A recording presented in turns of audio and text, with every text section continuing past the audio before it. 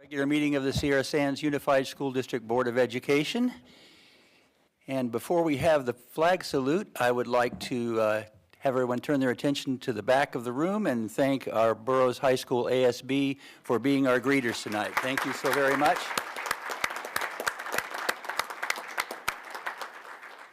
And now we'll be led in the Pledge of Allegiance by our student member, Brody Zaid.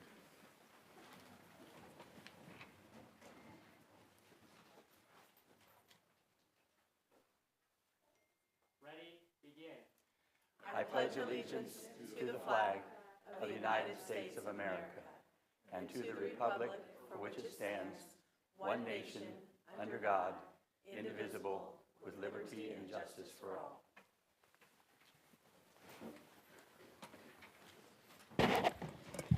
We will now have a moment of silence.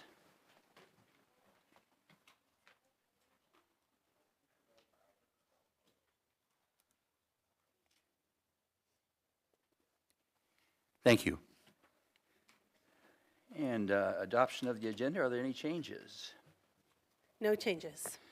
All right, we are mixing things up a little bit here, and some of you may recognize why as we go through the agenda. But we've also changed, for some of you who haven't been here for a while, our presentations so that we can have a more conversational space. Presentations will be made here right from the center so we can have a good dialogue one-on-one.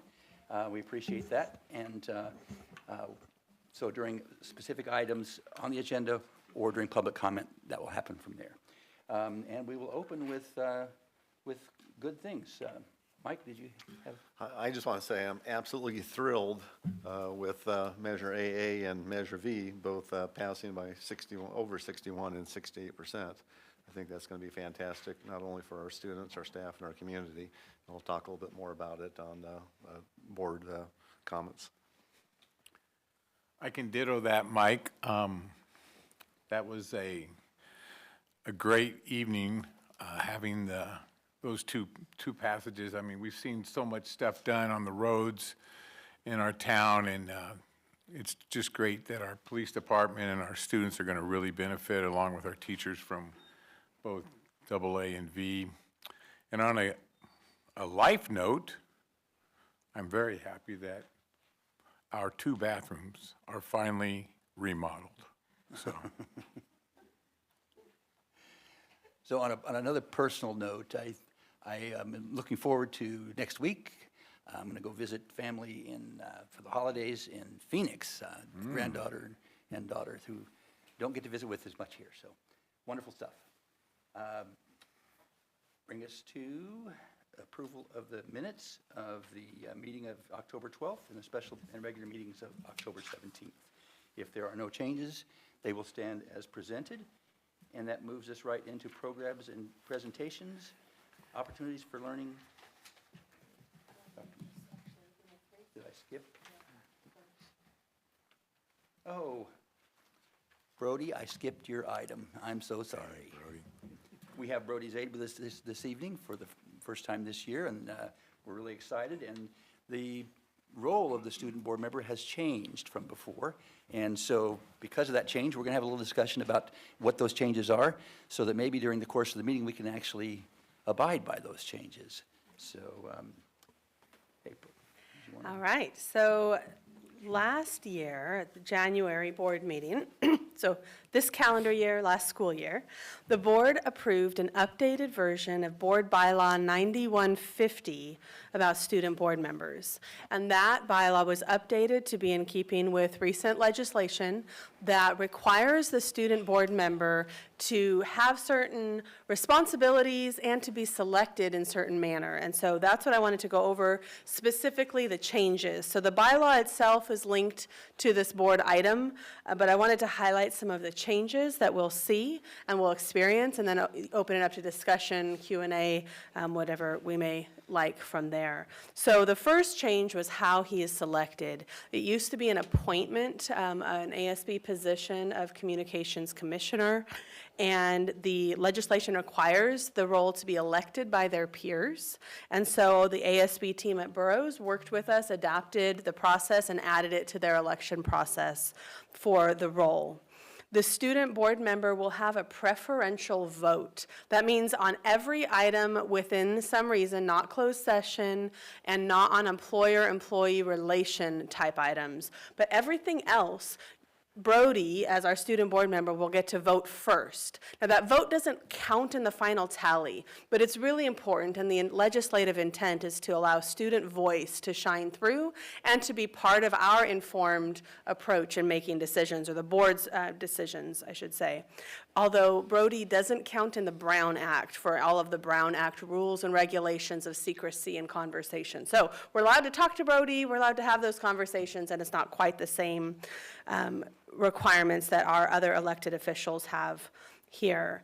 He may attend all open session meetings, as may any public person, and also receives the communications that we provide the board for board briefings in between board meetings and in preparation for board meetings if it's related to open session topics.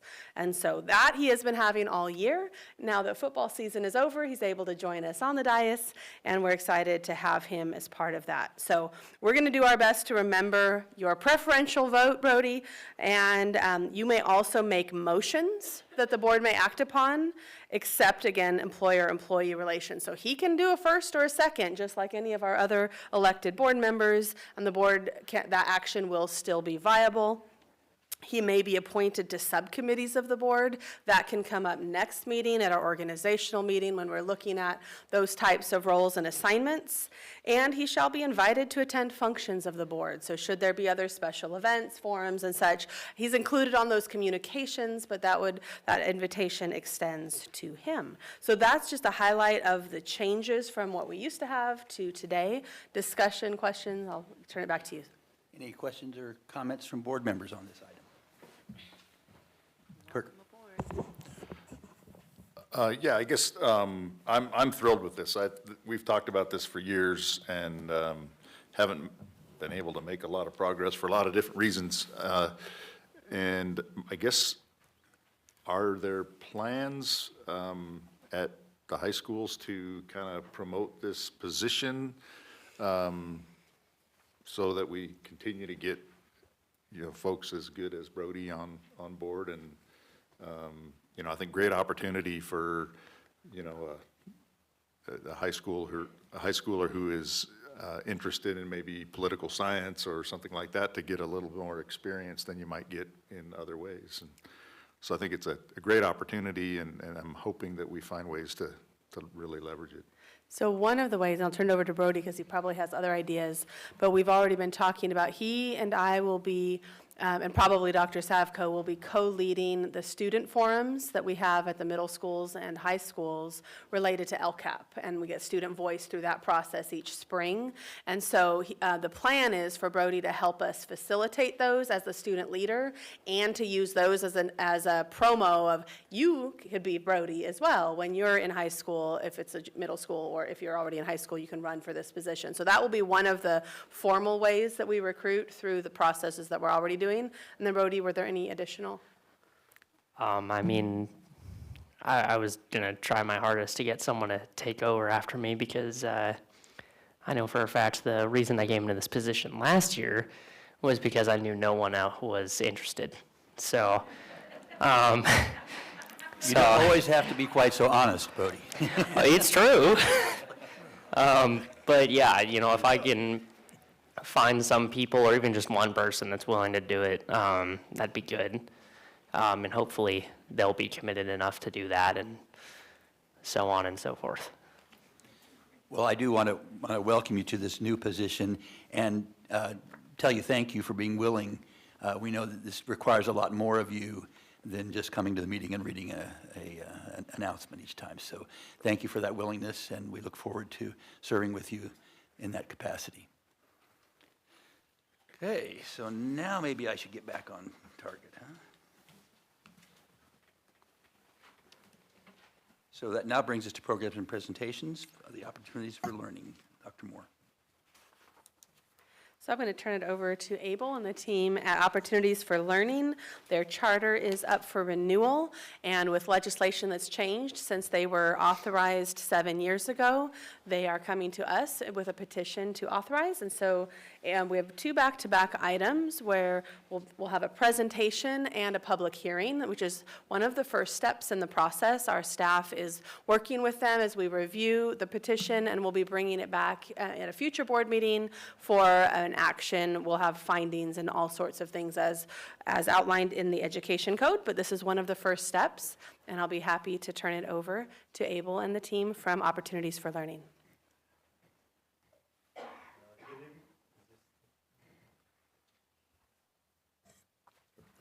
You turn it, just I think push this it. one's working now, right? Be on. There we go.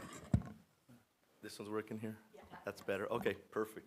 Well, good evening, Dr. Moore, cabinet members, and esteemed members of Sierra Sands Unified School District.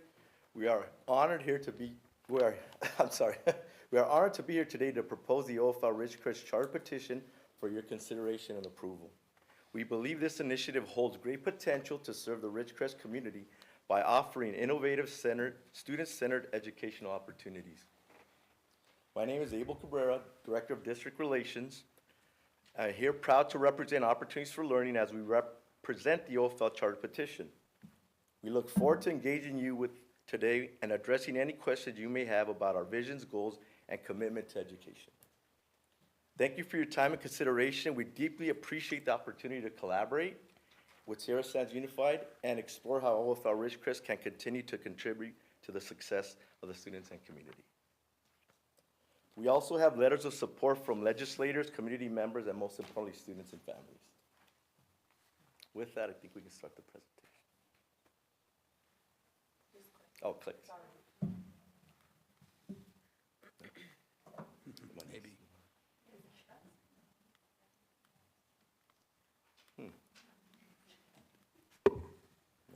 Jenny, it's not moving. Can you advance the slides for us, Jenny? Hit the down arrow. That makes. Okay, OFL, Opportunities for Learning Ridgecrest Charter Petition, regular board meeting public hearing. So OFL Ridgecrest intends to serve students who are looking for an alternative learning education environment, potentially falling behind in school, looking to get ahead, or simply need greater flexibility in their education. OFL Ridgecrest will operate one resource center for students in grades 7 through 12. The charter term, if approved, would be for 2025 or 2030 school. Mission statement, our school creates an educational choice for all students. Our staff connects with students to empower and inspire them to achieve their goals and make their dreams a reality. Some of our leadership team here are superintendent, assistant superintendent, two assistant superintendents, director of schools, principal, and assistant principal. So program history, Opportunities for Learning Ridgecrest has been serving students in the community for over 25 years. Program history, OFL Ridgecrest is currently authorized by William S. Hart Union High School District. The current petition for OFL William S. Hart was renewed in October, just this recent year, for an additional 5 years. Although due to the Anderson versus Shasta court ruling in 2016, the Ridgecrest Center can no longer operate under the William S. Hart Union District. In order to continue serving students for OFL Ridgecrest, Sierra Sands Unified must authorize a charter petition. The charter term for OFL Ridgecrest would end in, in June 30th, 2025. Our educational philosophy, at the core of OFL is an educational philosophy which nurtures individual growth, resulting in positive community impact. OFL offers independent study courses and small group courses where students can think critically and collaborate with others on assignments. OFL offers holistic support systems and personalized learning plans. With low student to teacher ratio, each student receives more one-on-one support from their teachers. OFL commits to provide students with a personable educational experience that prepares them for graduation and equips them with the skills and knowledge needed for success in their chosen paths. Charter highlights, so district and charter partnership, blended learning opportunity options for students, intercession accessibility for district students, SPED collaboration and support, 1% of apportionment paid to the district for oversight fees. So some student successes is in 2023-24 school year, attendance was at 98.9%. 75% of EL students were reclassified successfully. The one-year grad rate was at 92%, zero suspension rate, and also 120 to 150 district students serving for intercession yearly. Students we serve, we work to inspire and support meaningful learning interactions for students. Our typical student profile largely includes students behind the course credits, those incompatible with traditional school environments, individuals with adult responsibilities. Whom we serve, here's a little snapshot of the students we serve.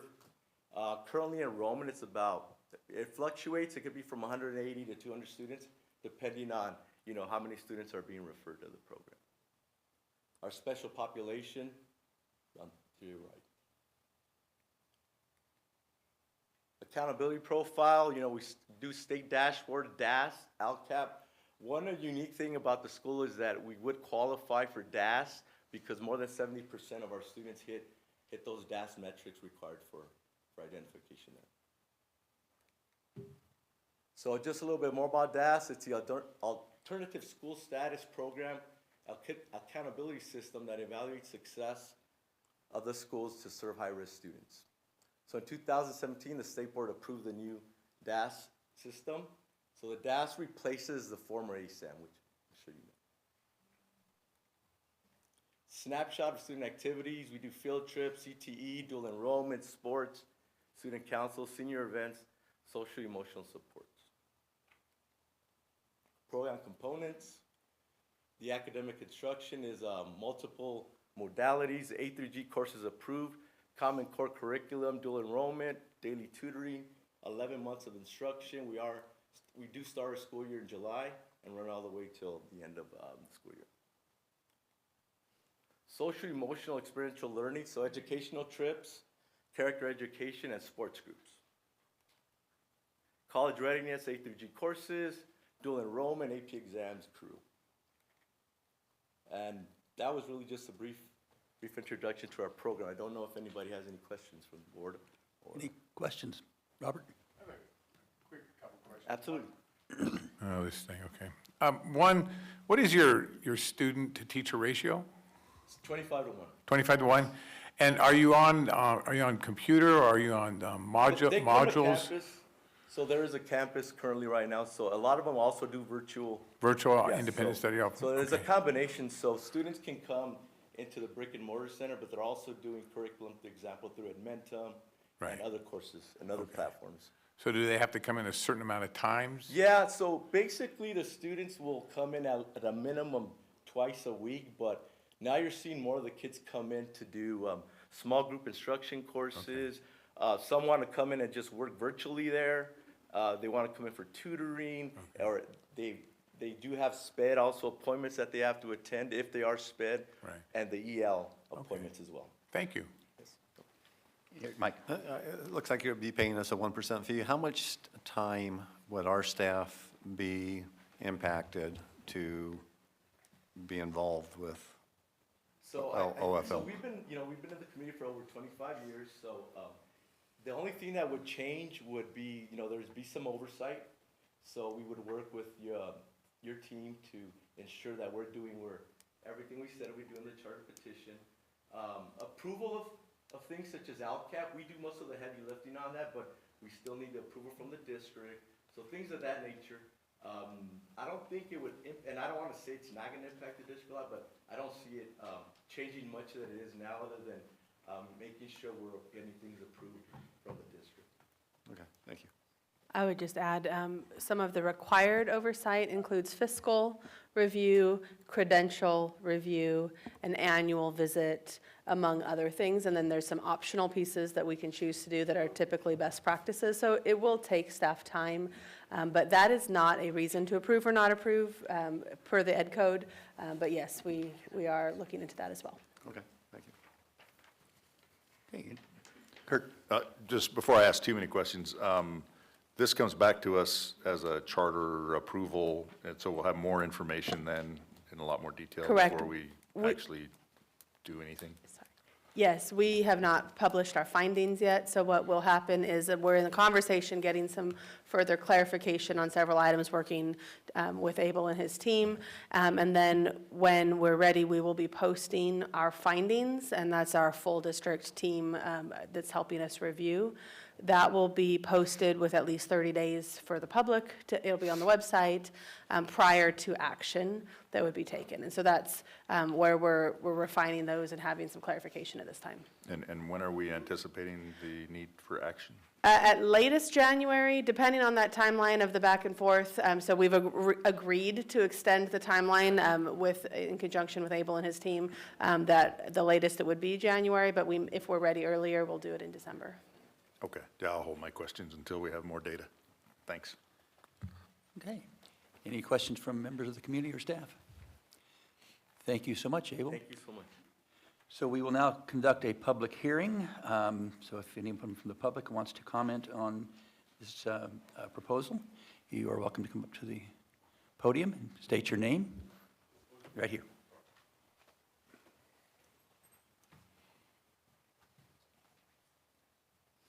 Good evening, board members. My name is Matt Jackson, and I'd like to have an opportunity to chat with you a little bit about perspective of a parent with Opportunities for Learning.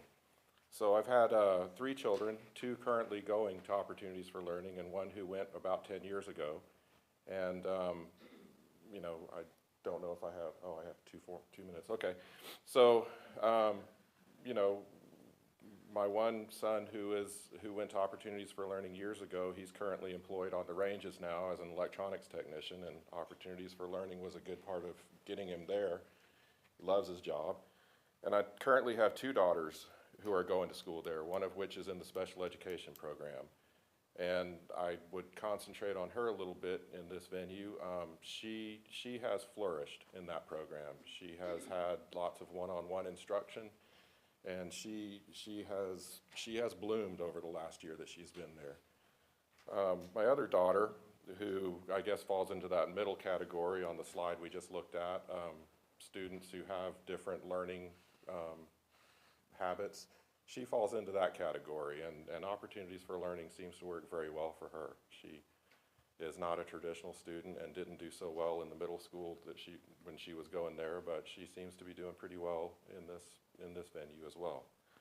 So I wanted to stress to you guys that this is I think Opportunities for Learning is a value to the community. I think, you know, that alternate style of education being available in the community is very important.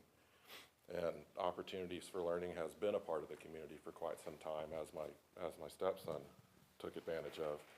They offer a high quality of education, and, you know, I guess the best thing I can say for it is it's been a blessing for my children to go there. And I would hope that you all take the opportunity to charter them, or whatever the terminology is, I'm not sure. So I think it would be a win-win for Sierra Sands. I think it would be a win-win for Opportunities for Learning. And most importantly, I think it'd be a win-win for Indian Wells Valley and the people that live here. So, do you guys have any questions? Thank you very much. Okay, thank you. Anyone else like to comment on this time? All right, good evening, Dr. Moore. Good evening, members of the board. So I'm Jeff Naslin. I am the special education specialist over with Opportunities for Learning. I've been over there for a little over 5 years at this point. Wanted to talk to you a little bit about my experience over there. In that time, I have witnessed dozens, if not hundreds, of students come through our program and thrive as they've engaged with our hybrid learning model. With the flexibility that our program provides, students are able to build course loads and schedules that get them to graduation and beyond. I've also been privileged to see our special education department become a trusted resource in our community. We have grown from 13 students when I first started there to now serving 44 students on IEPs today. I've also been extremely lucky to participate in OFL's experiential learning programs. These are programs where students get the opportunity to learn through intense immersion in different cultural and historical sites. As an example, I was fortunate enough to chaperone our trip to London, our World War II trip. And it was amazing getting to learn about Winston Churchill in Winston Churchill's bunker in London. We were able to honor our fallen soldiers in Normandy. And we just recently were able to immerse ourselves in the culture of Cuba. And it was an amazing experience for these students. And the most incredible part of all is it was entirely free for those students. It was amazing.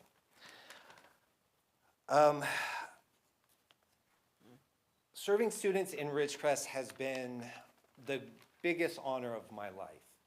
Working with OFL has been an immense honor. Working with our students who need additional support has been just an incredible opportunity. And it's been amazing to do this with a company who's served our community for the last 25 years. And I certainly hope we get to serve our community for many more years to come. Thank you very much. Thank you. Anyone else like to speak this time?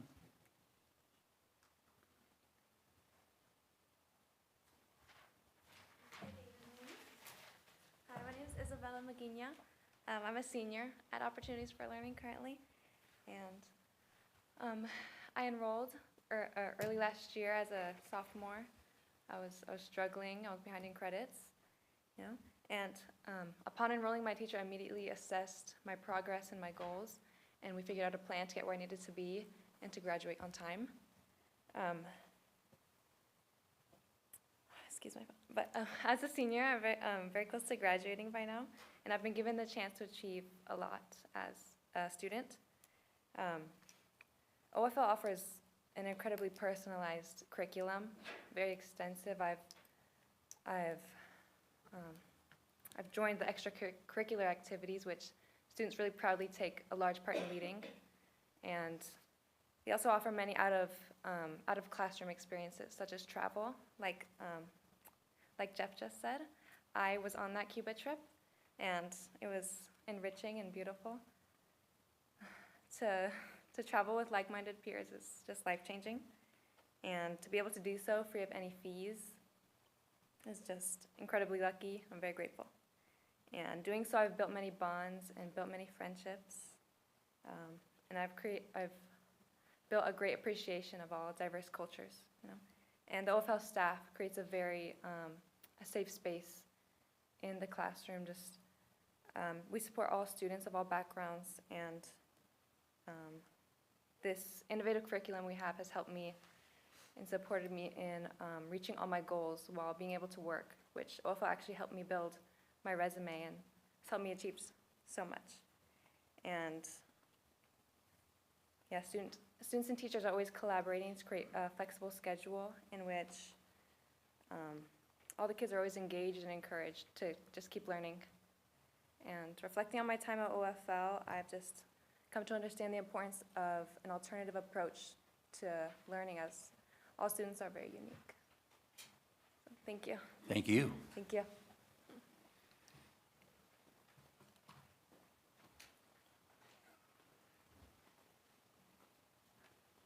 Good evening, Dr. Moore and board. My name is Brandy Kean. I wasn't planning on speaking tonight, but I just feel a little compelled to talk about how it also offers opportunity, no pun intended, to Sarah Sand students as well. So I don't know if you're aware, but both of my daughters took their 8th grade year. They offer a program where they can take health and geography. It has reciprocity, I hope that's the right word. Ooh, love it. Reciprocity with the high school, and so it allowed them to take an extra elective.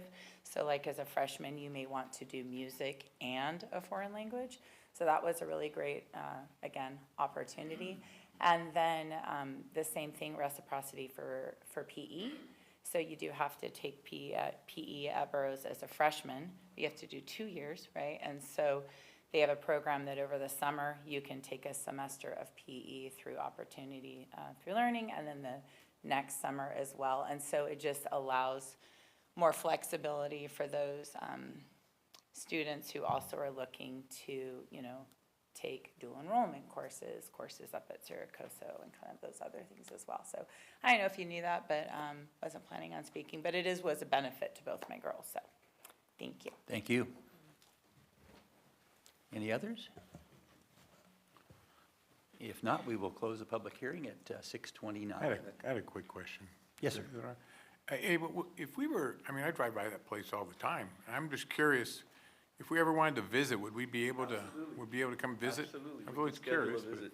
Okay, thank you. I'll come by and see you sometime. And is there reciprocity for us to be chaperones when you go back to Cuba or not? Just curious. I want to see those pictures. I'll go to London if you want. We can figure it out somehow. You folks are always so willing to sacrifice yourselves. And it really is it's a great program for the kids. They, they're a little hesitant sometimes to join them, but then once they do, they come back, it's totally, changed. It opens them up, so. Thank you so much. So then I will now close the public hearing at 6:30. That brings us to reports and communications. Item number 1, student members report. Brody? From Murray Middle School. As the holidays draw near, we're keeping our focus on academics and our students are showing outstanding progress. Keep an eye out. Progress reports will be sent home in the coming days, giving a glimpse of the amazing growth our students have achieved so far. We recently wrapped up an impressive volleyball and cross-country season, and now basketball tryouts are in full swing. We're cheering on our students as they bring their best to the court. This month, we've had the honor of supporting our districts by hosting a mid-college parent information night and our first LCAP meeting of the year. We're thrilled to see such strong family engagement. Our student groups are hard at work too. ASB recently put on a series of exciting activities for Red Ribbon Week. CJSF partnered with the local Elks Club for a canned food drive, and our web group is working tirelessly to help everyone feel welcome on campus. Our amazing parent group has also been going above and beyond, and we are in the process of organizing tutors to support our students. Looking ahead, mark your calendars for 2 can't-miss events: the Winter Band Concert on December 4th and the Winter Dance on December 13th. We can't wait to celebrate the season with our Murray Middle School family. Go Mustangs. From Monroe Middle School. November is the month to be thankful. There are so many things to be thankful for at James Monroe. This month, Avid and ASB students attended the East Kern Career Expo at the Mojave Air and Spaceport and had a great time exploring various career opportunities. Some of the athletic highlights have been cross-country performing well, volleyball placing second overall in its final game at the Saracosa tournament, and basketball tryouts starting this week. As far as fun on campus, Avid held a Dump Take fundraiser, which was the huge hit with students and staff.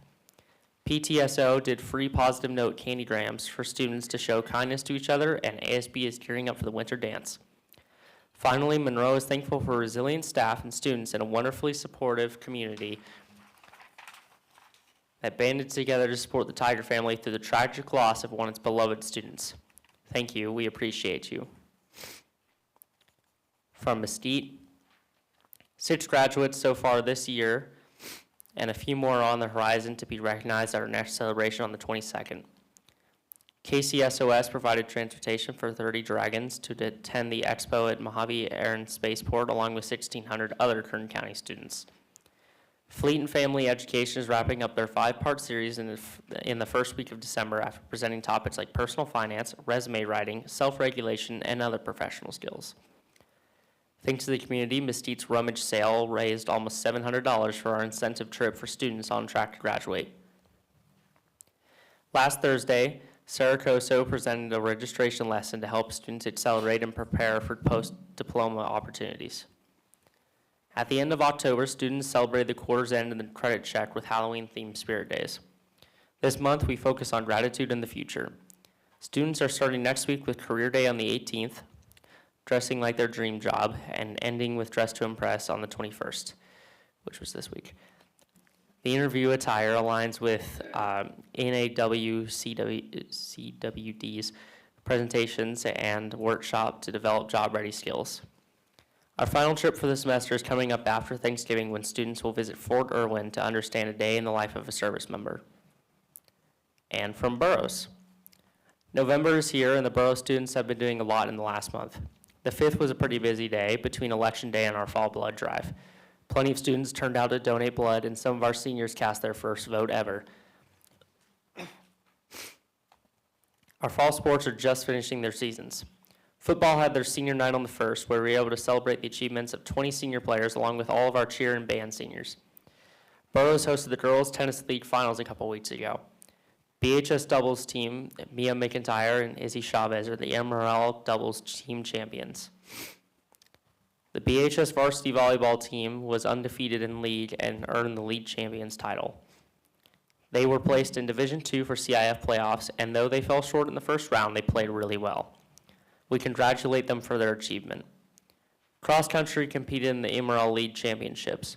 The girls took third, and Eve Washburn was named the league champion. The boys' team took first, and Zion Ortiz was named the league champion. They went to CIF prelims last Saturday, and Eve Washburn and the boys' team qualified for CIF finals this coming Saturday. This past weekend, the varsity cheer team competed at Southern California Regionals and came home with the first prize, with a first place title in one of their divisions. This qualifies them to head to the Southern California National Championship in February. As fall sports close out for the year, our winter sports are just getting started. Basketball, soccer, and wrestling have started practicing and getting ready for their competition this year. We look forward to seeing what they can do. ASB had a few spirit days recently. Red Ribbon Day was on October 28th, where students wore red and said no to drugs. Red Ribbon Week was also that week. Costume Day was on the Halloween, and we had plenty of students wear great costumes to school. Socks, Crocs, Docs, and Birkenstocks was on the 8th. Students wore crazy socks, Crocs, Doc Martens, and Birkenstocks. ASB is hosting a fundraiser for the North Pole at Ridgecrest, a nonprofit organization that provides gifts to the less fortunate children in our community. And in honor of Military Family Appreciation Month, students wrote thank you cards for our military. Avid and ASB went to the Mojave Air and Spaceport on the 7th for the East Kern Career Expo. The students were able to learn about the many career fields in Kern County. Government and economics classes hosted mock elections on the 5th, allowing students to learn about the election day process in an involved format. Orchestra held their scary music concert with students from middle schools on the 30th. Despite not having a physical audience, the students played great. Drama hosted their fall play, The Outsiders, on October 25th and 26th and November 1st and 2nd. Drama is preparing for their holiday play, It's a Wonderful Life.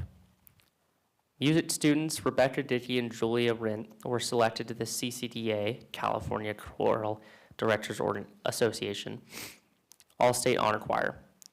Both students were named to the high school SSAA choir and will participate as part of CASMEC, California Association of School Music Educators Conference in Sacramento in January of 2025. Please join us in celebrating the success of these BHS student musicians. Robotics is doing well in their competitions. Their robots are ranked 1st, 2nd, and 5th in league out of 29 robots.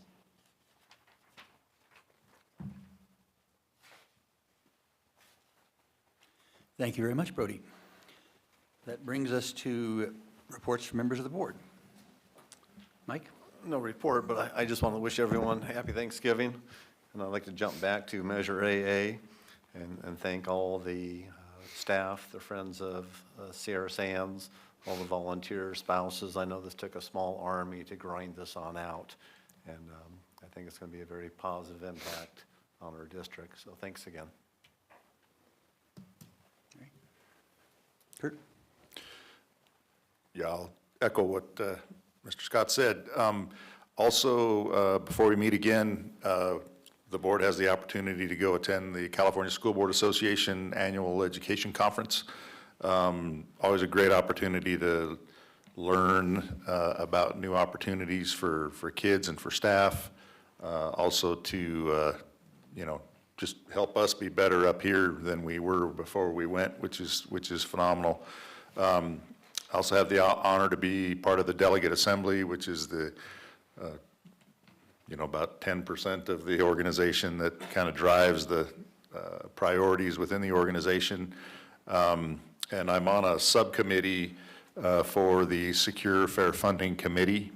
And I just thought I'd share the questions that we're going to be addressing in that committee. And it's, there's two. One, it looks like two, but there's three. What problem do you see with the way the state funds schools, Does the state provide full, adequate, stable funding?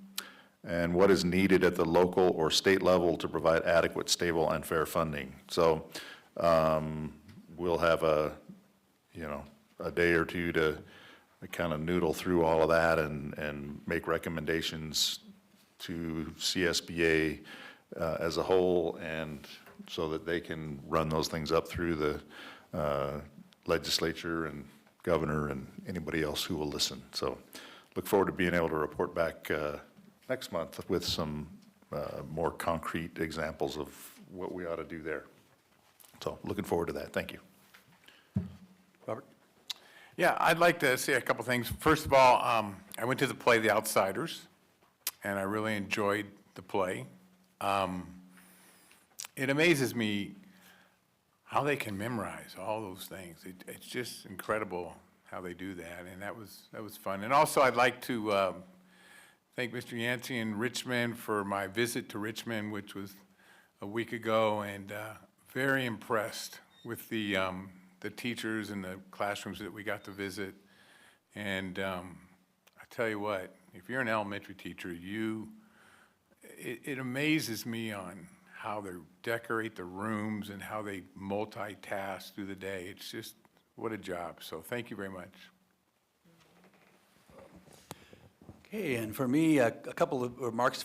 First of all, I also got a chance to go see the play The Outsiders, and I was able to go 2 different weekends, and which I found out when I went the second time it was a really good thing, because the show was, in many roles, was double cast. So I got to actually see a different show. As you know, in live theater, it's never the same twice. They were both wonderful experiences, and hats off to Eileen Poole and the drama department and the students for putting together such a good show. I wanted to also take just a second, and I know Mike kind of gave a thank you to some of the folks who worked so hard to see that Measure AA was passed. And I want to call out a few people specifically, because there were some folks that really did a lot of above and beyond. And I think we owe a real debt of thanks to the Desert Area Teachers Association, who came out and endorsed the issue, to Eileen Poole and Sylvia Pianis, to Norman Alexander, who headed up and chaired the Friends of Sierra Sands, along with key leaders Donna Hawker, Rebecca McCourt, Dave Ostash, Louis Vargas, and Scott O'Neill. And then, of course, our Sierra Sands superintendent, our assistant superintendents, our principals, our teachers, our staff, and all of the parents who came out to bring this community together to give us an opportunity to provide for our students in the future for long term.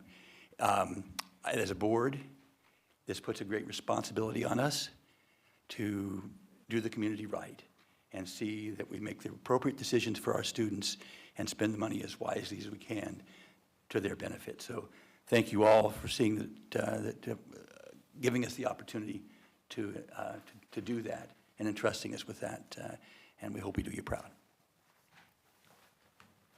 Any other members of the board? If not, then we will go to the superintendent's report. Thank you, President Ferris. Our month 2 enrollment was 4,961 students, and attendance rate 90.9%. We continue working with our schools and families to see how we can partner to get our students to school every day, ready to learn. And as was mentioned earlier this evening and several times, the November 5th election took place, and while the votes are not yet certified, the voters made it very clear that the Sierra Sands Unified School District Measure A has passed, and we thank the public for their faith and support and are eager to put the community's wise investment in our schools to work. I'd like to highlight the passage of Prop 2 in tandem with our measure. We'll also be able to leverage that to support our schools and stretch our dollars even further, including securing at least 1, if not 2, grants with the Department of Defense to build schools. And so we're excited and appreciate all of the civic duty and participation of our families and community. We've also opened our enrollment for our 3 schools of choice since the last board meeting: Pierce Academy of the Arts, Vuig STEM Academy, and the High Desert School, an independent study school with a middle college program, are all in their open enrollment period now through December 15th. And we're encouraged by the applications coming in. We're over 330 so far, and expect that after tonight's boundary decisions, whatever the board should choose to take action on, we do know families are waiting for this information to make that final decision about applying to our schools of choice. Also, President Ferris and I attended the Kern County School Boards Association Fall Dinner, and Mr. Ferris gave an inspirational speech to the audience, which represented school boards and superintendents from across Kern County. He shared the importance of public education and their role as leaders in the process. And later that evening in the agenda, I shared our reorganization process in several of our videos, highlighting our 3 new schools of choice, and it was a lovely evening with a spotlight on Sierra Sands and the great work that we are doing here, which is activating our entire team in our reorganization process. I'm looking forward to next week. Our families, our staff are getting a break for Thanksgiving, and we wish staff, students, and their families a wonderful time, and look forward to seeing everybody back on December 2nd. But we do have school tomorrow. So tomorrow and then back on December 2nd. Thank you. Okay, that brings us to item 4, report to the Board of Trustees for the Desert Area Teachers Association. Ms. Poole.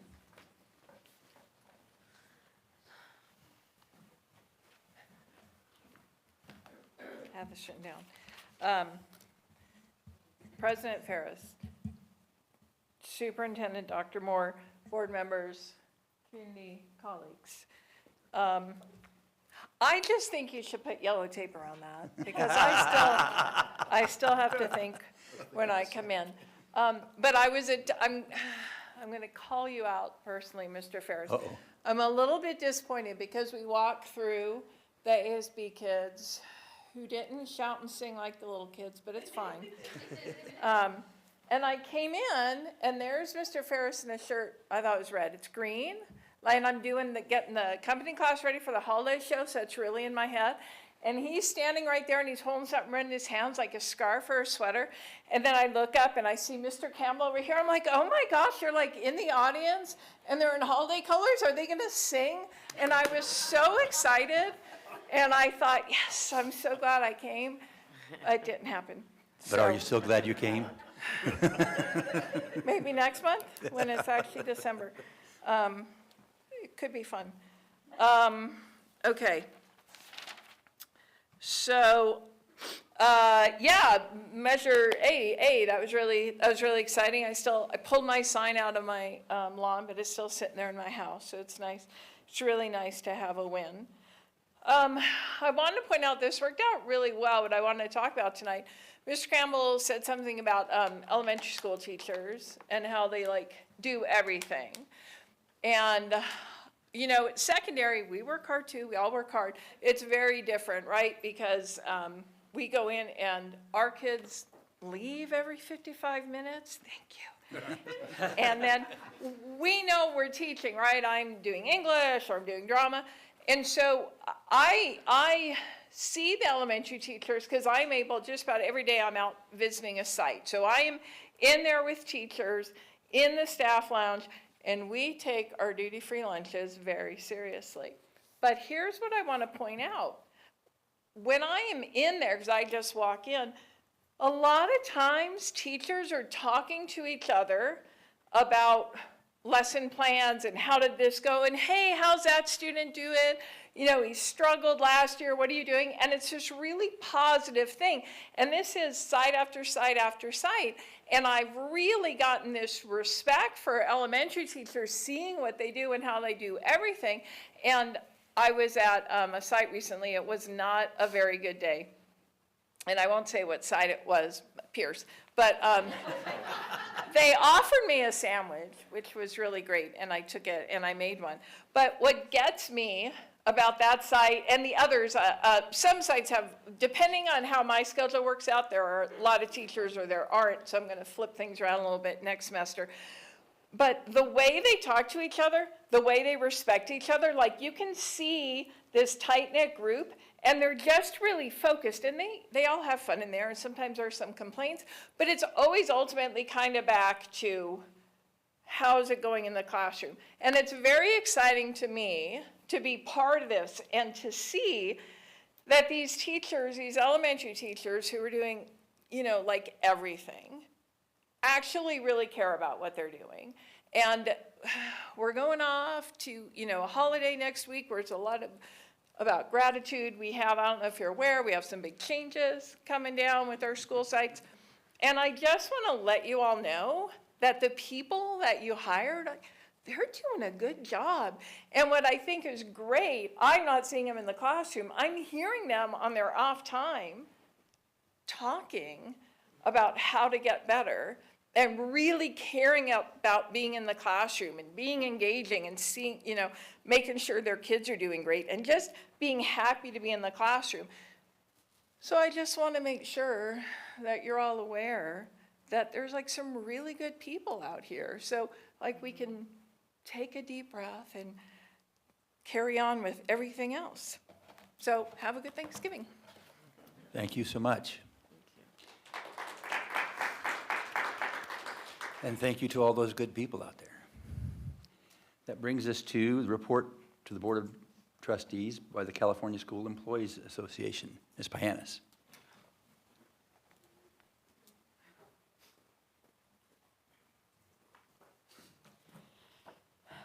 Hello, School Board President, board members, Superintendent Dr. Moore, staff, and community.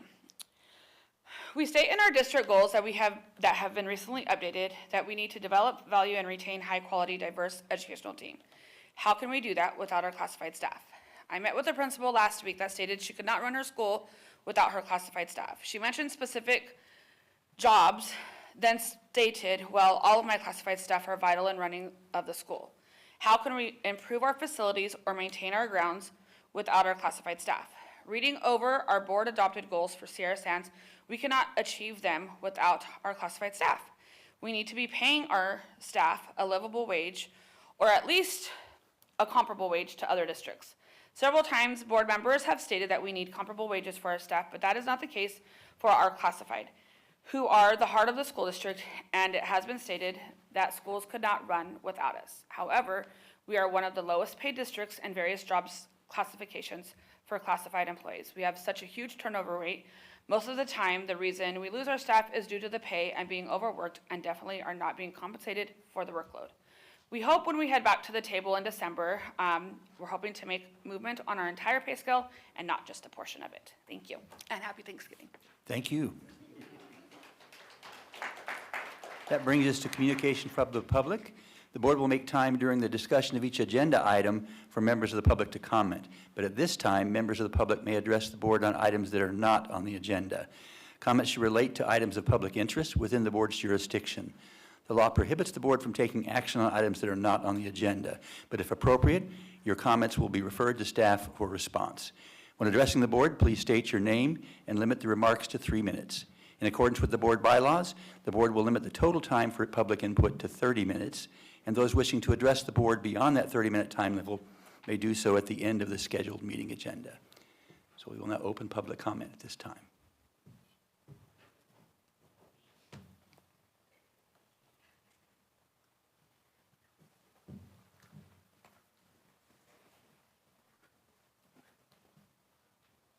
Hi, Kathy McCoy, teacher at Pierce and data vice president. We've been doing a lot of talking at the schools about needing more noon duties. And I know that there's a formula for finding out how many noon duties each school needs, but recess, especially the longer lunch recess, has really, it really is just kind of whack-a-mole as far as trying to put out little fires everywhere. And we really have been talking about how we think it would be really helpful to maybe take another look at that formula, since I know it's kind of a trend in all the schools where there just are more issues that need to be handled. And when one noon duty is having to do that, or two, that's even fewer noon duties taking care of things that are happening on the rest of the playground or at lunch. So I would just like to bring that to your attention, that that is something we've been talking about, and hope that you will consider maybe looking at that again. Thank you. Thank you so much. Anyone else for public comment? If not, we will close public comment, and we will move to item 9, Policy Review Committee, approval of updated board policies and administrative regulations. Dr. Moore. Thank you. For this item, you see a number of policies, regulations, revised and deleted, as well as the minutes from the Board Policy Review Committee. We have 2 representatives of that group here at the dais as well, that we can speak to any of those if you have questions. Any questions from board members not on the committee on the policy review recommendation? I'll move the recommended action. I have a motion and a second. Any other discussion?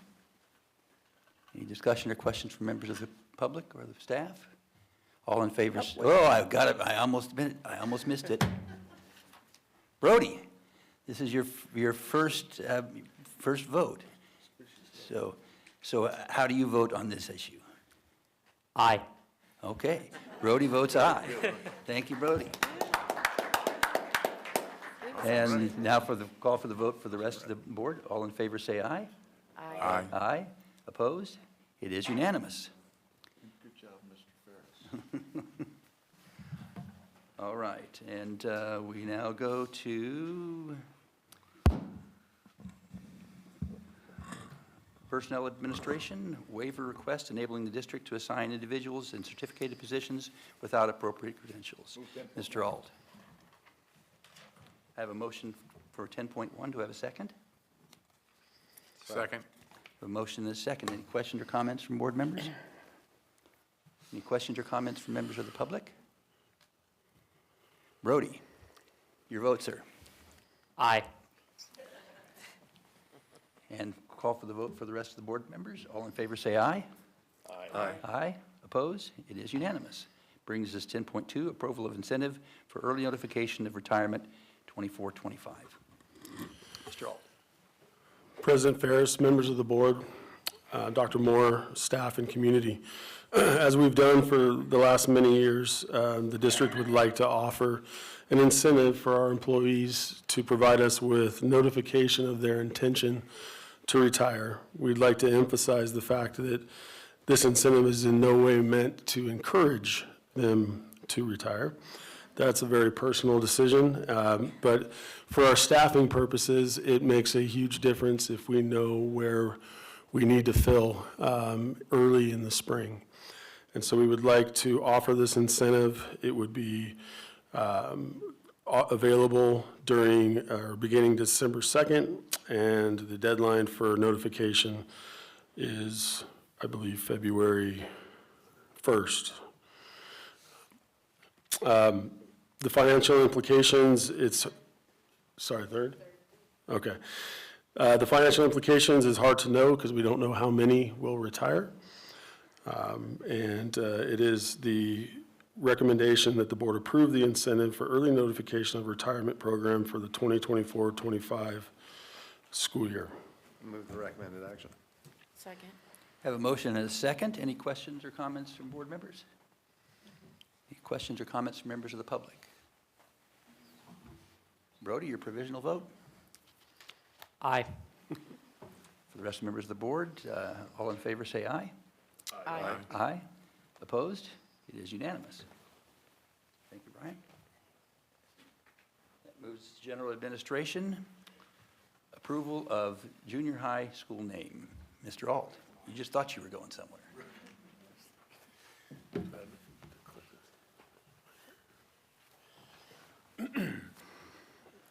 She said the other way. I don't know which way he was doing it, so down, okay. All right. So as a reminder, the board took action at the regular October 17th meeting. The naming committee had made 4 recommendations. The board approved 3 of them. Buick STEM Academy, the Pierce Academy of the Arts, and the High Desert Independent School with a middle college. The board did not take action on the name for the new junior high school. Instead, the board tasked the school naming committee with 3 action items. The first was to gather additional student, staff, and community feedback. And then there was also a concern about the cost for rebranding Murray Middle School to a new name. And then we were to reconvene, review and analyze the feedback, and come back to you this evening with the committee's recommendation. So the feedback actually was that very weekend, I believe, the day after the last board meeting, that the Desert Empire Fair was in town, and the district had a booth there. So we very quickly created a survey, and we had it open to anybody that could scan a QR code. We were able to collect a number of survey results. I will say that there was one glitch in that process. As I was manning the booth and I was talking to some of the people who were voting, there was this lovely couple who said, "This is really so cool because we live in Cal City and they never ask us." And so I realized, okay, wait a minute, we're getting votes. And then I had another one from Kernville. So the second survey, though, was all local. It was sent to Murray and Monroe educational partners, as well as posted on the district Facebook page. So I'll give you just snapshots of what was collected. So from the fair, you can see 121 total responses. You can see most of the responses were from parents and family, but pretty evenly balanced there. And the question for them on that particular survey was whether or not it would be the Dr. William B. McLean Junior High School or the China Lake Junior High School. And you can see a fairly close margin. China Lake Junior High School was the selection. Several, more than double the responses on the district survey result, 368. And you can see the breakdown of who participated. And this one had a much more clear outcome with regards to the preference. As far as the cost of rebranding, we've done some estimates and so forth. Gym floors being the most expensive. It's approximately $25,000 each time we sand the floor, repaint it, and then reapply the chemicals and so forth. So it has to be resurfaced every 10 to 12 years. The gym was built in 2017, 18. So we're closing in on a time where the Murray Gym will be eligible to have it redone anyways. Most of the other costs we found to be pretty insignificant. Of course, it depends on how fancy you get and what kind of materials you use as far as signs and murals. Team uniforms, we already provide a budget for periodic replacement, so a new name could be added then. And then the paper and business products, we replace those annually. So the cost would be somewhere between $27,000 and $30,000 to do all of that. Of course, you don't have to do all of that all at once. So here's the recommendation to the board. I can tell you that it was unanimous. It was we came to a very clear consensus. We do not believe that the cost of branding is so substantial that it would be a deterrent from renaming and rebranding the middle school. And the school naming committee is basically affirming what the community told us, in that the junior high school will be named China Lake Junior High School, and that the mascot be the Phoenix. Okay, I have a recommendation to the board. Do I have a motion and a second? Move the recommended action. Second. A motion and a second. Any questions or comments from board members? Robert, go ahead. So the gymnasium floor, it's been about 7 years since it's been, since when we opened, and that's when it was done. And they haven't really done a lot of resurfacing or so forth. We haven't done any. None, so. Just regular maintenance. Right, so most gym floors, being a basketball coach, if you've gone 7 years without at least resurfacing it, it's probably time. I mean, I gather, I understand you'd have to sand it down and paint, and that would cost more, but 7 years is a long time for not to I'll just resurface it. clarify, all of the secondary schools are having just the basic. Right. We do right now this week, and then it sits over next week in cool. So, Okay. so the basic, but that doesn't go all the way down to the paint. So there's Right. different layers of. Sure, So the yeah. maintenance that we do annually Right, is you just different put than what the we're. gloss on to make it more sticky, hopefully, for a year. And then my other question is, on the bleachers, I was reading through the process of the different things. The bleachers would just need to be repainted, not replaced, if we ended up going with this new name, is that true? The bleachers in the gym? Yeah. Are they a certain color? I can't remember. Or yellow? Yeah, and you'll notice that there's been an addition. Last time it was red for the Phoenix, and it was suggested that we needed to add a accent color. And Red, yellow. it works out for the bleachers. That wasn't why we picked it. We picked it because both Murray and Monroe have yellow currently. Okay. Thank you. Personally, I don't really care for red and yellow. They're on the other team. It is rivalry week. But anyways, You mean Barstool, right? I'm a team player, yeah. Any other questions, comments from board members? Mike? Mr. Olvese, even if we decided to keep it, we would have to change middle school to junior high, so there's going to be some cost to do that with all with the branding that we just talked about up here, correct? Correct. Any other questions or comments from board members? Any questions or comments from members of the public or staff? If you'd like, just come up to the microphone here and speak. Thank you so much.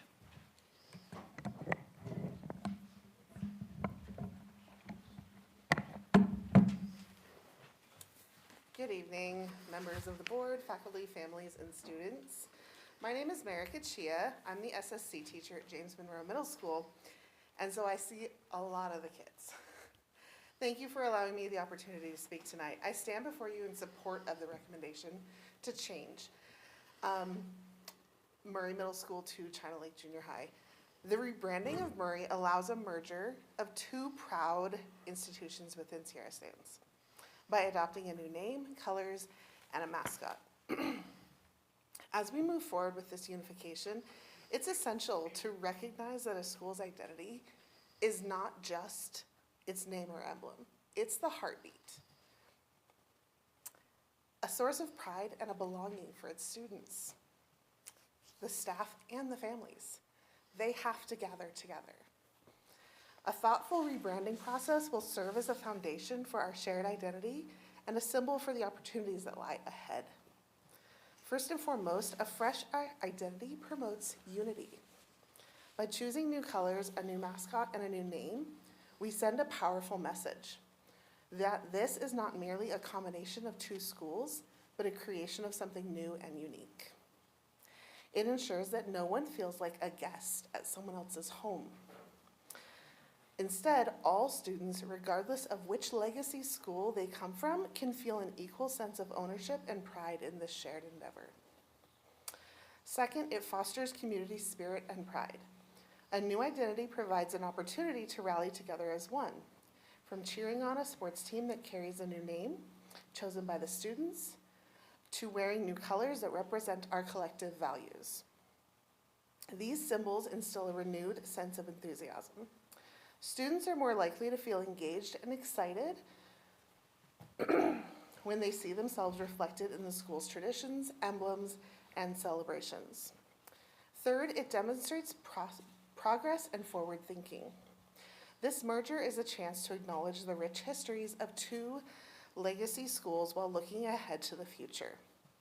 By crafting a new identity, we can emphasize our commitment to innovation, diversity, and inclusion. It's an opportunity to embrace a vision that reflects the best of both schools while meeting the evolving needs of our student body and community. Finally, it provides a platform for student and community engagement. The process of selecting a new name, mascot, and colors has been inclusive. It's been a collaborative effort involving students, families, and staff, and the whole community. Everyone has had a voice in this. This approach not only strengthens buy-in, but also reinforces. Go ahead and finish. Okay. Reinforces the idea that this is a school built by the people who call it home. Of course, rebranding is not without its challenges. There will be logistical hurdles and costs to consider. But the benefits enhanced by unity, pride, and the chance to honor our community's voice far outweigh these obstacles. This is our chance as part of the Sierra Sands School District to create a legacy that every student will carry with them long after they graduate. A new name, colors, and mascot symbolize not just a merger, but a rebirth. They represent hope, collaboration, and the promise of a bright future. Let's take this opportunity to lead us towards courage and vision in building a school identity that every student, teacher, and family can be proud of. Thank you. Thank you.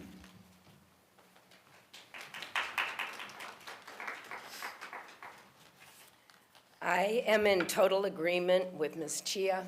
I'm Pam Kaiser. I also teach at Monroe. I would like to take this opportunity to share some observations about the importance of creating a new space in which all individuals may move forward. But mine is not an educational setting, but a family setting. When divorced parents with children remarry, they must consider where the new blended family will live. The best scenario is for each family to leave their past, their home, and purchase or rent a new home where no family member has previously lived. This is the optimum answer. This is how a new blended family can move forward and create a future together. In education, due to financial considerations, this is not always possible, and that's a pity. Rebranding the school is necessary. Thank you. Thank you. Anyone else like to address this issue? Then I will call for your preferential vote. Mr. Hay. Aye. The rest of the board, all in favor, say aye. Aye. Aye. Opposed? It is unanimous. Thank you so much, Mr. Auld. Go Phoenix! This brings us to item 2, approval of school boundaries. And this will be presented by Michelle and Chris Lowe. Dr. Savko and Chris Lowe. Thank you. Good evening, President Ferris, members of the board, Superintendent Dr. Moore, staff, and community.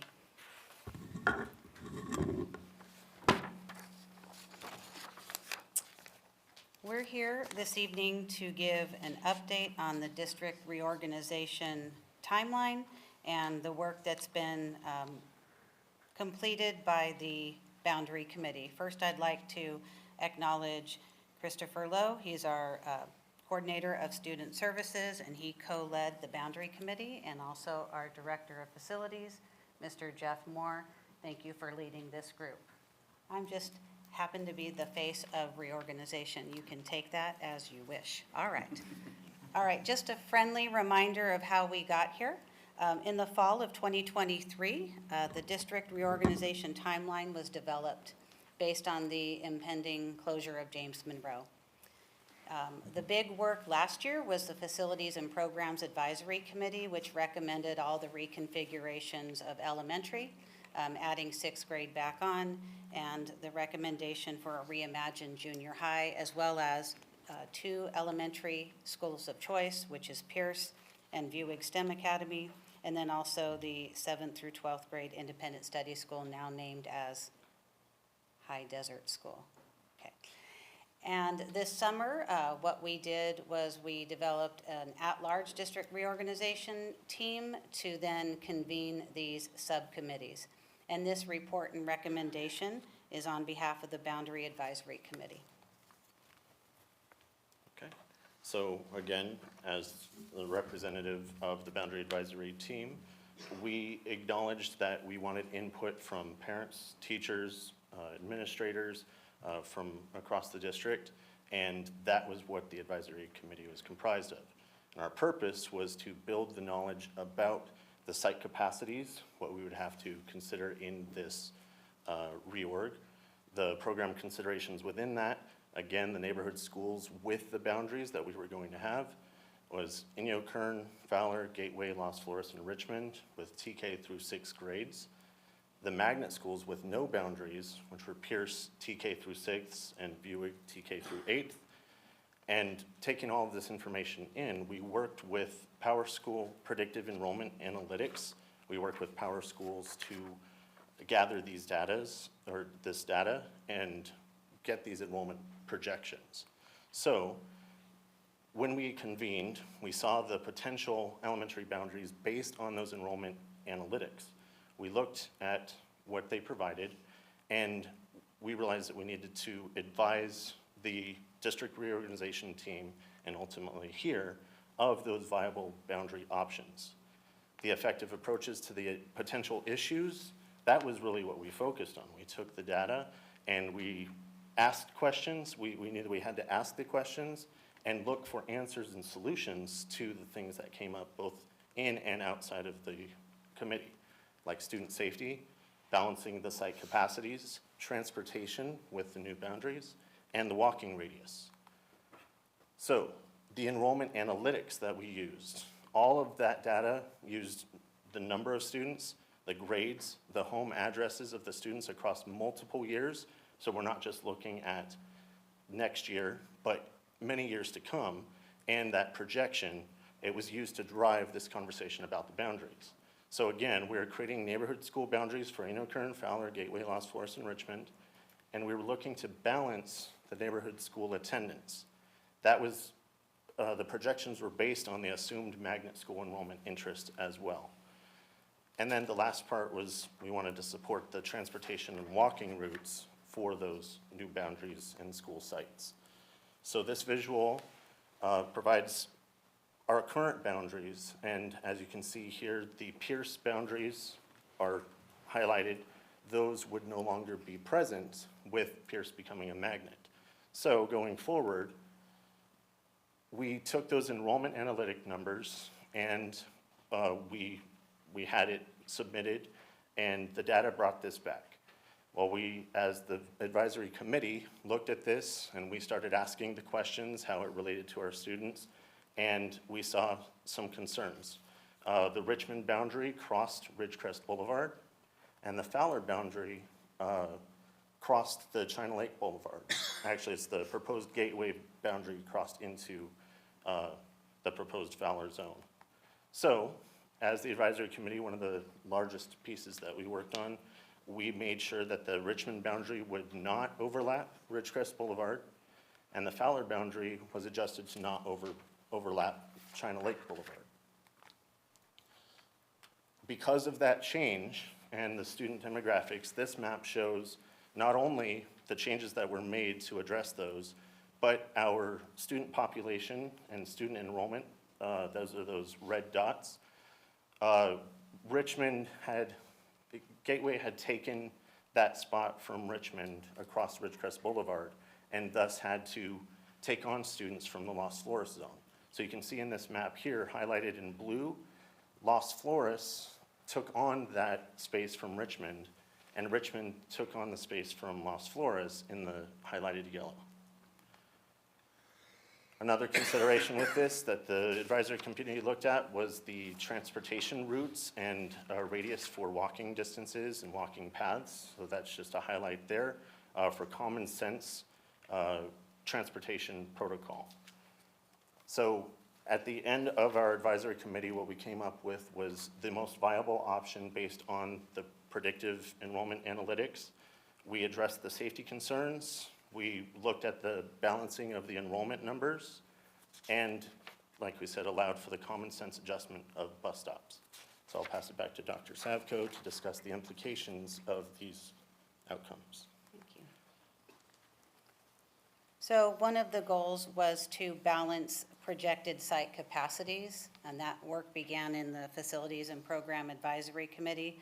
With the reboundary process, the projected site capacities will be at 95%. We did conduct a demographic data review of the neighborhood schools to indicate whether the increase or decrease of demographic data falls within reasonable parameters. And our initial projections is that it's an average of a 5% increase or a 5% decrease in demographic data. Another implication for this rebalancing is that the option to automatically remain at a site or grandfathering at current boundary schools is not viable. It would be counterproductive. However, open enrollment policies will continue as normal during the May 1st through 15 application window. So families will be able to put in application, and if there is space and opportunity, it will likely be granted. Can't guarantee it, but that's an opportunity. And then if neighborhood school enrollment is over capacity, our overflow policies will be applied per usual, standard operating procedure, and magnet schools may be an option for affected families. Let's go to the next slide. Also, transportation for special circumstances will still be in place. An example is special education or high traffic patterns. And can you go back to that last graphic with the enrollment dots? Sorry, that one. I apologize. The radius. So I'd like to draw your attention to the upper right corner. That is the Richmond radius depiction. And if you'll notice that square next to the yellow at the very bottom, the left lower quadrant, that represents the new assumption of formerly Los Flores and Richmond. And so to address that concern, or a common sense approach would be to put a bus stop there to address that concern. And that would be applied to any of these scenarios. Just as they would in a regular school year, transportation and the district analyzes patterns and needs and adjusts resources so that way we can create access and safety for our students. So if we could go back to the assurances. So we thought it was really important for the community and board to understand that as a collective district, we'll continue to monitor, assess, and be responsive to enrollment data for balanced demographics. Our policies do indicate that if there was a need, if there was a pretty significant imbalance of demographics, there would be an opportunity to balance that. We want to give the community and board the assurance that our transportation plans for student safety will be ensured and monitored, and that we will use and implement our district policies to respond to areas of need as we typically would. Therefore, this committee recommends that the board approve the proposed boundary adjustments as presented. Recommended action. Second. It's been moved and seconded. Any questions or comments from board members? I'd just like to thank you. I think it was a thorough job, and I appreciate your last slide where you're flexible to, if we do find situations where we need to make small adjustments on enrollment or safety concerns, that we have that ability. So thank you. Kurt? Yeah, I'd just like to make sure I understood what I think I heard. Maybe, let me see which slide. Can you go back to slide 10? That one, yeah. So what I heard, since I can stand up and point. Go ahead. Here? Yes. Your intention is to have a bus stop there? Yes. To the left, you see the Los Flores radius. Right. And I intentionally put those slides together so you could see that called out. So yes, there would be, even though it falls technically within the radius, that's where common sense comes in, right? So that way we can create safety and access. That would be the intention in working with our transportation department. Okay, and then in the upper portion of that same quadrant, there's a couple dots inside the circle.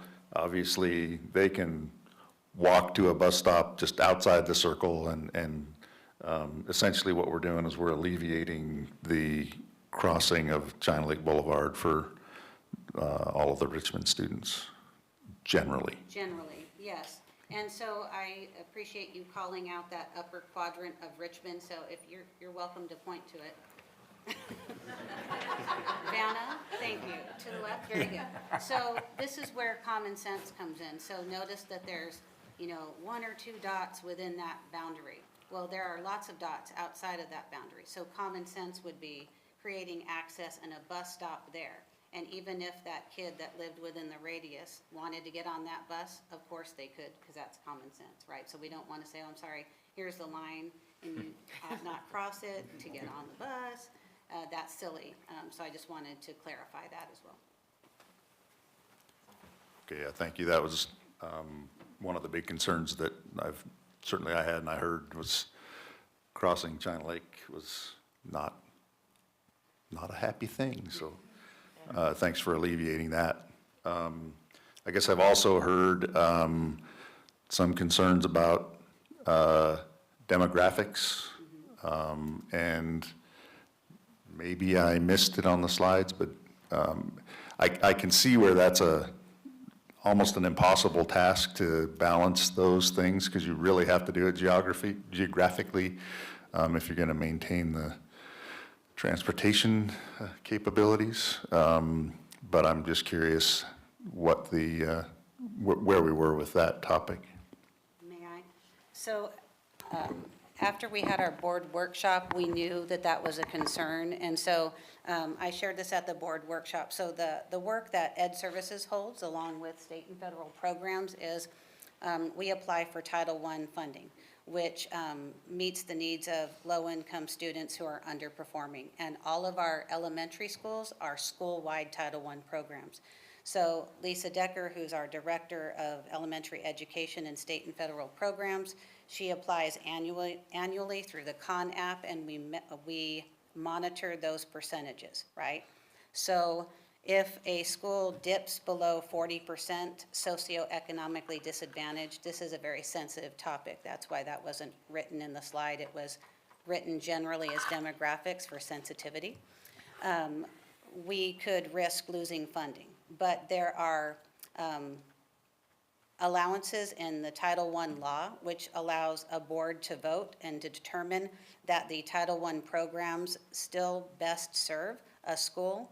And so in our district, we choose to implement a school-wide intervention and collaboration model with our Title I monies, and that would be devastating if we weren't able to provide that to all of our elementary sites. So demographics really means behind the curtain, a socioeconomically disadvantaged number, among other things, right? And so what we want to avoid in any public education, just to really kind of pull the Band-Aid off here and be transparent, we never want to be creating a situation where we have the haves and have-nots in terms of resources. That's the sensitivity, and that is our honor and burden as public servants. And so I just want to give you that assurance and the community's assurance that we are very well aware of that, and we have provided millions, the federal government, millions of dollars to support our low socioeconomically disadvantaged families. And we are absolutely committed to that. Thank you. Other questions or comments from members of the board? I just will comment, I do appreciate the workshop that we did have to bring us up to speed on this, so we didn't have to do this all in this evening, and give us some time to really consider what the concerns were. So thank you for that opportunity. Any questions or comments from members of the public?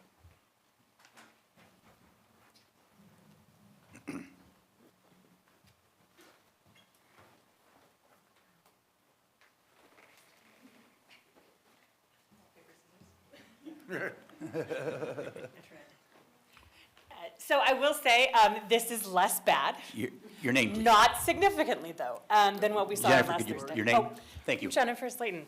And my child goes to Monroe and will soon be a Borough, that's not changing, right?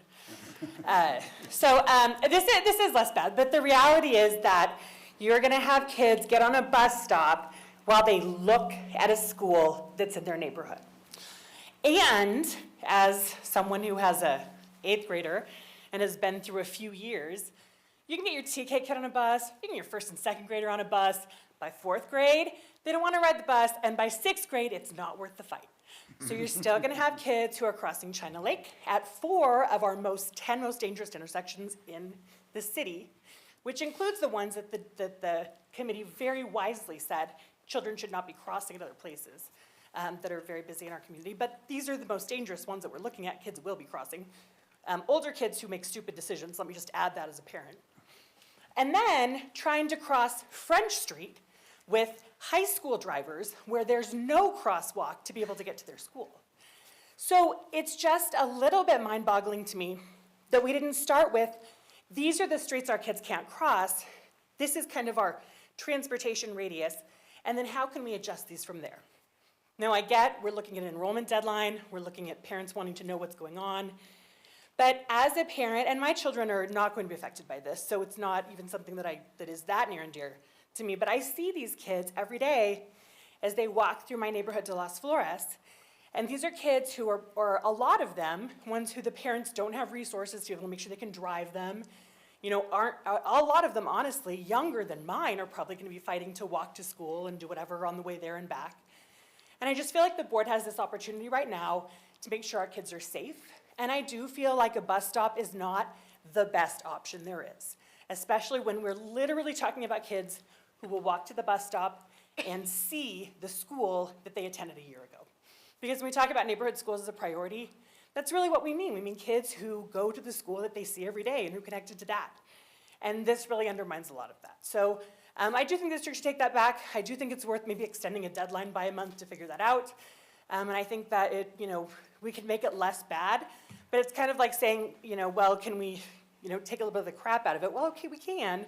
We can also figure out how to have the best solution that really does support our kids. So I would just encourage you to kind of put that on the back burner, look at it again, maybe have one more committee meeting, see if we can figure out how to make sure all of our kids have that safety that the committee did say was so important for the kids who lived in the other 2 areas.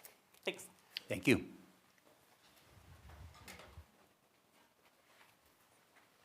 Hello, my name's Heather Clinton. Our family is one that will potentially be affected by the change, by the proposed boundaries. We're the blue area, so my kids are currently going to Richmond, and it's proposed that they will be moving to Las Flores.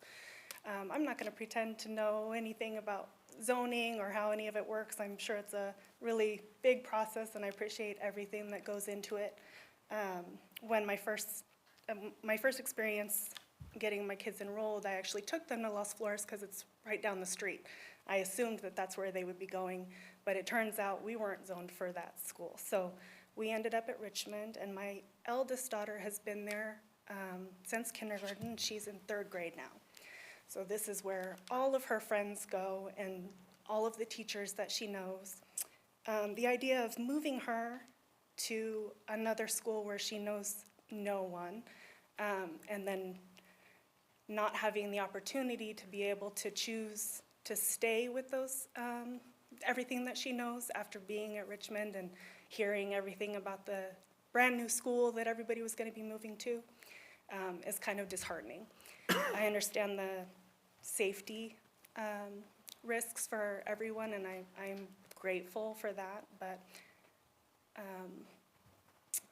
the idea that she won't be able to continue where she has known everyone, and it's just our block.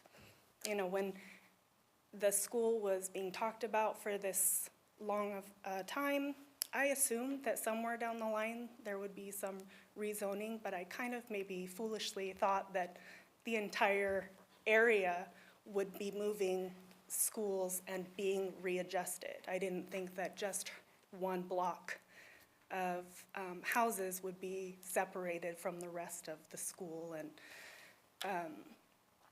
so maybe if there's no other options, at the very least consider for those students who are desperately wanting to stay with everything that they've known, to potentially have the option to grandfather or with the magnet schools having at least their choice of being placed in their old school building would be an option instead of being put into a lottery. Those children who are being displaced could have that choice. Thank you. Thank you. Anyone else care to comment at this time?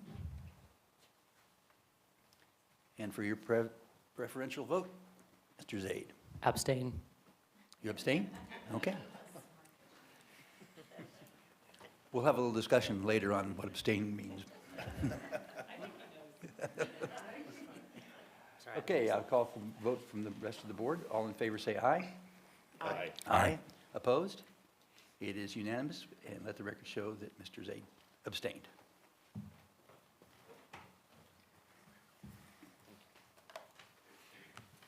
That brings us to item 3, designation of date and time for the organizational meeting of the board. Yes, so thank you. Each year, we set our December regular meeting as our organizational meeting, so that would be December 19th for this school year. And as a reminder, what we will be doing at that meeting, then as our organizational meeting, we would swear in newly elected board members. We have some continuing board members, so congratulations to the two that were reelected. We would also look at the hierarchy of the board, president, vice president, clerk, and such. We also look at committees, such as the Board Policy Review Committee, and liaisons that we have, such as to NAFIS or other organizations. So that's what we would typically do at that meeting, and we need a board action to set that as our official organizational meeting. Move the recommended action. Second. It's been moved and twice seconded. Mr. Zaid, do you have a vote on this issue? Aye. Rest of the board, all in favor say aye. Aye. Aye. Aye, opposed? It is unanimous. Brings us to gift to the district. Rockwell. The following gifts were received. A George Steck piano was donated to Mesquite for the music program by Connie R. Clote with an estimated cash value of $500. DCS Corporation made a cash donation of $800 to Inyo Current Elementary to use for school supplies and extracurricular activities. Dollar General donated $5,000 to Inyo Current Elementary to support literacy programs in the school library. And Classic Burger donated meals to Inyo Current Elementary for a field trip with a cash value of $210. Donations provide support to the district and have a positive financial impact, and I move that we accept the gifts as presented and send appropriate letters of thanks. Do I have a motion? Do I have a second? Second. Second. Mr. Zaid. Aye. Rest of the board, all in favor say aye. Aye. Aye. Aye, opposed? It is unanimous.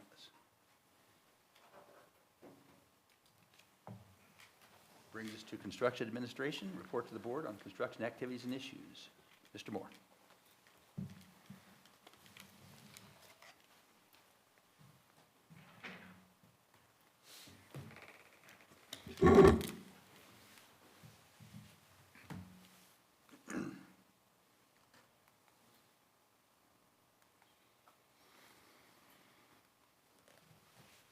President Ferris, members of the board, Superintendent Dr. Moore, faculty, members of the community, I'm Jeff Moore, if you don't know me.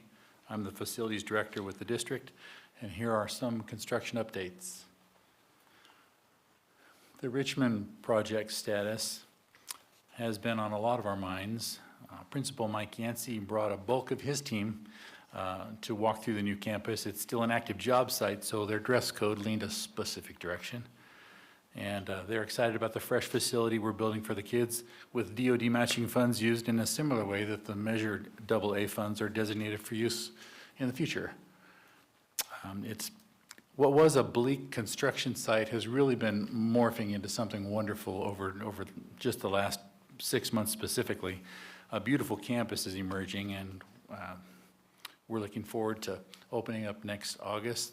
Acres of concrete in the quad. It's really beautiful. Planting saplings, you can see on the left side here, oh, well, gee, that's not a very big tree. Well, no, that's because it's brand new. And we're going to see these things grow over the next several years into something wonderful. All of that planting is almost completed. In the foreground, you can see some of the high nutrient fill dirt that's mixed with the clean fill dirt brought in for the playground. You could trust me, it smells like high nutrient fill dirt too. When all is said and done, there are going to be, see the bottom right-hand picture here, 350 truckloads of fresh fill dirt for the play area, the field out there, including foundation for the grass that'll be put out there. It's going to be breathtaking. There are absolutely miles of copper wire run throughout the campus that'll carry the power distributing to every corner of the property. The one that's on the right, those are empty spools. I hoped to give you an actual dimension, but different types of wire are required at different various places. And when I asked, okay, I want to be able to tell the board how many feet, and he said, just say miles. So it's miles. Here's a tough one. I gave you notice last month that the switchgear panel was on the way and the estimated arrival was supposed to be about this past Monday. In fact, President Ferris danced an unofficial jig at that time. And I am sorry, I was misinformed. It came actually on the 4th. Say, all right. That's a picture of it. Probably should have been shared under good things. And I could have shared it, but I was hoping you'd spontaneously do another jig on camera. However, we'll move on. Look that's what it looks like. It's already mounted in place. 5 of the 6 components for this massive switchgear are already in place. To the left of this multi-component unit, you can see where USC put, I'm sorry, Brian, SCE put their distribution box. And next to that is an underground vault where all of these miles of home run cables go to a central place and terminate there. It's breathtaking. Well, I can tell you that the electrical contractor and SCE are coordinating so that they can bring this on carefully. Each step has to be inspected and inspected and inspected so that they can finally load the entire campus and turn on the HVAC and the lights, et cetera. However, everything has to have its own little sticker, just like the gas station pumps, just like anything else that could be devastating if it's done wrong. And so, all of this is happening. I'm delighted to tell you we're back on schedule. I don't see any reason why we won't be able to open and have our ribbon cutting on time and all this. We're ordering the furniture so it arrives where it's best for our implementation, and the flooring is going in, I believe, next month. In the rest of the class, it's just all coming together. And it's a big relief because when you inherit a job site like this, you just want to see it done for the kids. And we're making that for the 24-25 school year. That's my November construction update. Thank you, President Ferris. That's all the team. I had a great team behind me finishing this out too. We're looking at a real great project, and I'm glad we got to get so much matching funds to put this together. I can hardly wait till the next one. Okay, any questions or comments from board members? Thank you, Mr. Moore. We always like good news.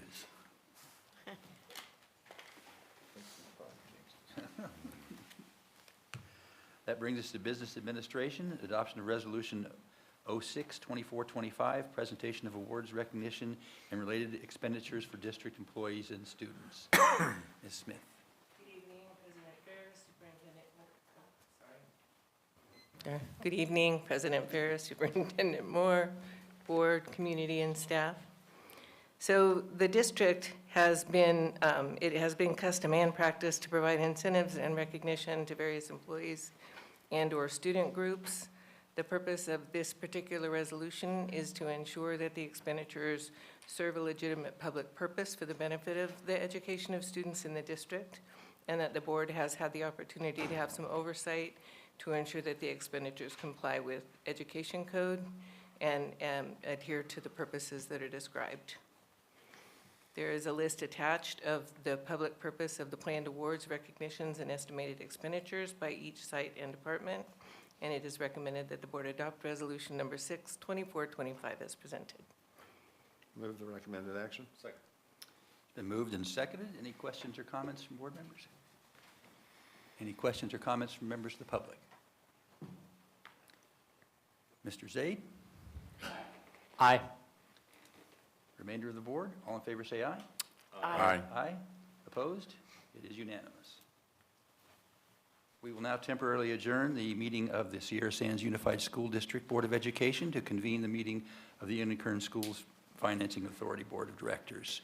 Looks like the only item on the agenda are the minutes, so unless there are corrections, they will be accepted as presented, and we will adjourn the meeting of the Unicorn Schools Financing Authority and reconvene the meeting of the Sierra Sands Unified School District Board of Education to entertain the consent calendar. Move I the would entire accept a consent motion on items 1 through 3 so that we can allow Brody to vote separately on this. That's fine, I'll change it to 1 through Okay, 3. so I have a motion for 1 through 3. Is that the second acceptable to that? Then, any questions or comments on any of those items? Not your vote, Mr. Zaid. You had a question? I just wanted to ask. Sure. Why it's being split this So it's time. being split because the 4, 5, and 6 are expulsion items, which you are, I don't know anything about. okay, you don't have the information on, and so we're giving you the opportunity to vote on the other items and excluding the expulsion items, so you don't have to vote on something that you have no information on. Does that sound fair? Okay, so now you vote. Aye. The rest of the board, all in favor, say aye. Aye. Opposed? It is unanimous. And I'll move 4, 5, and 6. Second. Have a motion and a second for 4, 5, and 6. Any questions? Hearing none. All in favor say aye. Aye. Aye. Opposed? It is unanimous. Are there any future agenda items? Hearing no requests for future agenda items, before we adjourn, we would like to leave you with this thought, and this recommendation comes to us from Mr. Scott via John Wooden quote that says, "If you're not making mistakes, then you're not doing anything. I'm positive that a doer makes mistakes." So grant us that ability to make some mistakes and get some things done. We have much in front of us to do.